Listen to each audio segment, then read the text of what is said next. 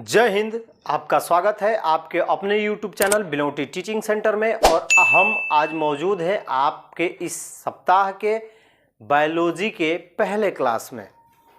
आप लोग पढ़ रहे हैं आपने बायोलॉजी का पहला चैप्टर जैव प्रक्रम एवं पोषण, that means life process nutrition, यानी जैव प्रक्रम में न्यूट्रिशन यानी पोषण क्या होता है और पोषण के लिए किस किस चीज़ों की ज़रूरत होती है। मैंने आपको सब कुछ पढ़ा दिया इसका थ्योरी।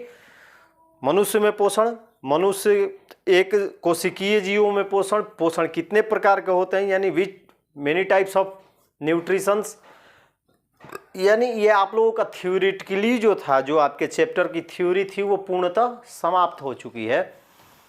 यहाँ तक मैंने ये भी पढ़ा दिया कि मनुष्य के आहार नाल से छोटे छोटे संबंधित जो रोग होते हैं वो कौन कौन से होते हैं वो भी आप लोगों के समझ में आ गया होगा। उम्मीद है आप लोगों को क्लियरिटी हो चुकी होगी। जिनको नहीं समझ में आया है एक बार कमेंट बॉक्स में कमेंट जरूर कीजिएगा। उस प्रश्न का फिर से एक बार मैं अच्छी तरीके से फिर से समझाने का प्रयास करूंगा।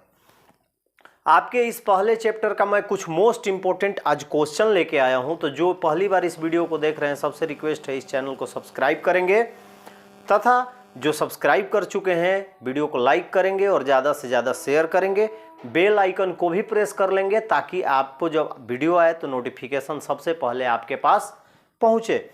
तो चलिए मैं आपके इस चैप्टर का कुछ महत्वपूर्ण क्वेश्चन लेके आया हूं जो आपके अभी जो एग्ज़ाम होने वाला है फरवरी में 13 तारीख से, शायद 21 तारीख को है फरवरी में विज्ञान की परीक्षा, उसके लिए बहुत ही महत्वपूर्ण है। तथा जो नए स्टूडेंट जो मैट्रिक में अभी आए हैं उनके लिए भी बहुत ही इम्पोर्टेंट है। इसी टाइप के क्वेश्चन आप लोगों के एग्ज़ाम में पूछे जाएंगे, ये अनुमानतः होता है।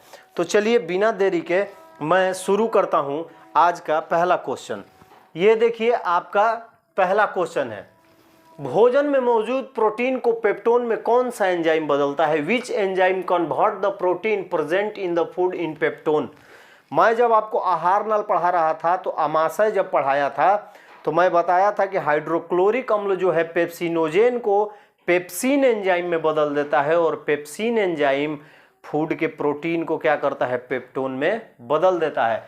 तो भोजन में मौजूद प्रोटीन के पेप्टोन में कौन सा एंजाइम बदलता है? तो पेप्सिन एंजाइम। कौन सा बदलता है? Pepsin enzyme. यानी प्रोटीन को पेप्टोन में जो बदलने वाला एंजाइम होता है वो पेप्सिन होता है। मैंने आमाशय में आपको ये पढ़ाया है, आप लोगों को याद होगा। हमारा दूसरा क्वेश्चन है कि जीवों में पोषण क्यों अनिवार्य है? क्या लिख दिया हूं, इसको सुधार लीजिएगा।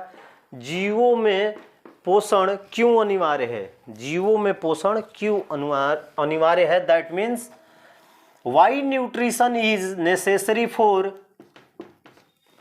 लिविंग बीइंग्स, यानी पोषण हमारे लिए या किसी भी जीव के लिए क्यों जरूरी होता है। तो देखिए सबसे पहले किसी भी जीव के लिए जीने के लिए या वर्क करने के लिए या उसके शारीरिक संतुलन के लिए ऊर्जा की आवश्यकता होती है।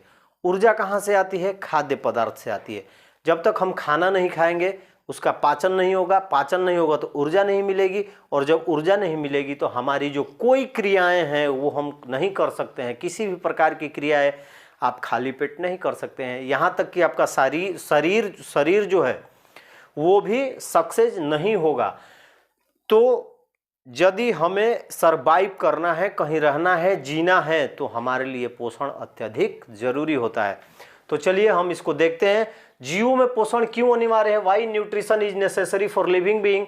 जैविक प्रक्रियाओं के संचालन यानी जो भी हमारी क्रियाएं होती हैं उनके लिए, वृद्धि आदि कार्यों के लिए जीवों को ऊर्जा की आवश्यकता होती है, तथा ऊर्जा के लिए खाद्य पदार्थ की जरूरत होती है, और जो पोषण की क्रिया से प्राप्त करते हैं, इसीलिए जीवों के लिए पोषण आवश्यक है। यानी हमारे शरीर का कोई भी काम करने के लिए, कोई भी काम हो उसके लिए हमें ऊर्जा की आवश्यकता होती है, और ऊर्जा के लिए हमें पोषण की आवश्यकता होती है। या खाद्य पदार्थ खाएंगे तभी हमारा पोषण होगा, ऊर्जा मिलेगी तभी कोई कार्य हम करेंगे। इसीलिए हम कह सकते हैं कि जीवों के लिए पोषण अत्यधिक जरूरी होती है। यदि आपको 1 साल 1.5 साल तक खाना नहीं दिया जाएगा तो आप बेड पकड़ लेंगे और धीरे धीरे बिना टिकट के ऊपर चले जाएंगे। इंग्लिश में जब लिखते हैं तो nutrition help break down food to give organism energy. भोजन जो है, पोषण क्या करता है, भोजन को तोड़ने के बाद जो एनर्जी मिलता है उससे हमारे शरीर को पोषित करता है। They are used in every process of an organism body. ये हमारे शरीर के प्रत्येक अंगों के लिए बहुत ही जरूरी होता है। Some of the process are a growth, repair and the maintaining life. हमारे जीवन के लिए जितनी भी क्रियाएं होती हैं, चाहे वो संचालन हो, वृद्धि हो, सबके लिए पोषण बहुत जरूरी है। इसीलिए हम कह सकते हैं कि जीवों के लिए पोषण बहुत जरूरी है, यानी nutrition is a very important for a living being. ये हमारा दूसरा क्वेश्चन था। अब देखिए तीसरे क्वेश्चन की जब बात करते हैं तो पत्तियों को प्रकाश संश्लेषी अंग क्यों कहा जाता है। मैंने प्रकाश संश्लेषण आप लोगों को पढ़ाया था, तो उस समय बताया था कि पत्तियों के द्वारा ही, पत्तियों में ही क्लोरोफिल पाया जाता है और उसी क्लोरोफिल की उपस्थिति में पत्तियां क्या करती है कि सूर्य के प्रकाश को ग्रहण करती हैं तथा वायुमंडल से कार्बन डाइऑक्साइड को लेकर अपना भोजन बनाती हैं। इस क्रिया को प्रकाश संश्लेषण की क्रिया कहते हैं तथा पत्तियों को प्रकाश संश्लेषी अंग कहते हैं, क्योंकि पत्तियों के द्वारा ही प्रकाश संश्लेषण की क्रिया पूर्ण होती है। यही कारण है कि हम पत्तियों को प्रकाश संश्लेषी अंग कहते हैं। तो चलिए देखिए, पत्तियों को प्रकाश संश्लेषी अंग क्यों कहा जाता है। Why are leaves called photosynthetic organ. पत्तियों द्वारा ही क्लोरोफिल की उपस्थिति में पौधे सूर्य का प्रकाश एवं कार्बन डाइऑक्साइड ग्रहण कर प्रकाश संश्लेषण की क्रिया संपन्न करते हैं, इसीलिए पत्तियों को प्रकाश संश्लेषी अंग कहा जाता है। In the presence of a chlorophyll, plants carry out the process of photosynthesis by receiving sunlight and CO2. Hence the leaves are called photosynthetic organ. English और हिंदी दोनों वाले लिख लेंगे। और प्रकाश संश्लेषण के द्वारा ग्लूकोज और ऑक्सीजन का निर्माण होता है। ग्लूकोज का उपयोग पौधे अपने भोजन के रूप में करते हैं और ऑक्सीजन हमें दान में दे देते हैं ताकि हमारे जैसे जीव जंतु जी सकें। ये रहा आपका तीसरा क्वेश्चन। उम्मीद है आप लोगों को समझ में आ गया होगा। अब देखिए चौथा है, गोबर छत्ता में पोषण किस प्रकार का होता है। किस प्रकार का होता है, यहाँ का जोड़ लीजिएगा, मैं छोड़ दिया हूं। यानी which types of nutrients in mushroom. देखिए मशरूम मैं बोला तो आपको समझ में आ गया होगा, लेकिन गोबर छत्ता जिसको हम लोग गांव में बच्चे क्या बोलते हैं, हम लोग भी, मैंने भी बोला है, सब लोग भी बोलते हैं सांप का छाता। वाइट वाइट गोबर के पास आप लोगों को दिखाई देता होगा, उसे मशरूम भी कहा जाता है। तो उस गोबर छत्ते में पोषण किस प्रकार का होता है, यानी वो न्यूट्रिशन कहाँ से पोषण प्राप्त करके अपने आप को वृद्धि या विकसित करता है। तो गोबर छत्ते में पोषण का जो प्रकार होता है वो मृत जीवी पोषण होता है।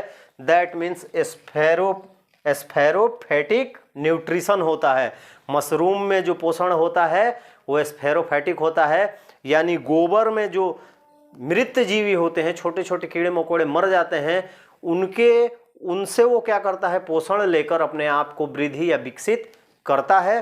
तो ये आपका बहुत इंपॉर्टेंट 4 क्वेश्चन मैंने कराए। उम्मीद है आप लोगों को समझ में आ गया होगा। अब चलिए एक आपका आखिरी क्वेश्चन करा देता हूं, 5वां क्वेश्चन। इसको नोट कर लीजिए जल्दी, फास्ट।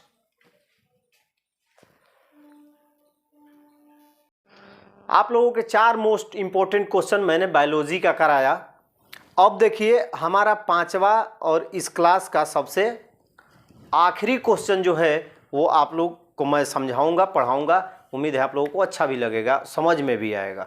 और ये मोस्ट इंपॉर्टेंट क्वेश्चन है एग्ज़ाम के लिए, अभी का एग्ज़ाम हो या बाद का एग्ज़ाम हो, उसके लिए, दोनों के लिए ये बहुत ही ज़रूरी है, नहीं, very very important question for a exam. मनुष्य में कितनी जोड़ी लार ग्रंथियां पाई जाती है। How many pairs of salivary glands are found in human mouth. यानी जो हमारे मुंह में लार ग्रंथि है वो कितनी जोड़ी पाई जाती है। मैंने आपको बताया था जब मुंह पढ़ा रहा था तो बताया था कि मुंह के अगले भाग के ऊपर मनुष्य में 3 जोड़ी लार ग्रंथियां होती हैं। यानी मनुष्य में 3 जोड़ी लार ग्रंथियां पाई जाती हैं। 3 pairs of salivary glands are found in human mouth. First है पैरोटिड ग्रंथि, पैरोटिड ग्लैंड्स सब मेडुबुल लार ग्रंथि, सब मेडुबुल सलेवरी ग्लैंड, सब लिगुअल लार ग्रंथि, सब लिगुअल सलेवरी ग्लैंड, यानी 3 प्रकार की लार ग्रंथियां पाई जाती हैं। जब हम भोजन करते हैं, भोजन के बाद चबाते हैं, तो उनसे निकलने वाला लार है हमारे भोजन में मिक्स हो जाता है। जब दांतों द्वारा हम भोजन को छोटे छोटे टुकड़ों में तोड़ते हैं तो लार से सनकर हमारा भोजन ग्रसनी में, यानी जहाँ से हम निगलते हैं वहाँ पहुँचता है। उसके बाद हमारे ग्रास नली में, आमाशय में, छोटी आंत और बड़ी आंत। इसके बारे में मैंने विस्तृत चर्चा आप लोगों को करके डिस्क्रिप्शन के साथ पूरी थ्योरी कंप्लीट करा दी है।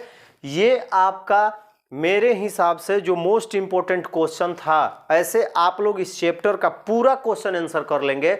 यदि उनमें से कोई भी दिक्कत होगा या सॉल्व नहीं कर पाएंगे तो सीधे सीधे कमेंट बॉक्स में उसको छाप दीजिएगा, मैं उसको यहाँ समझा दूंगा।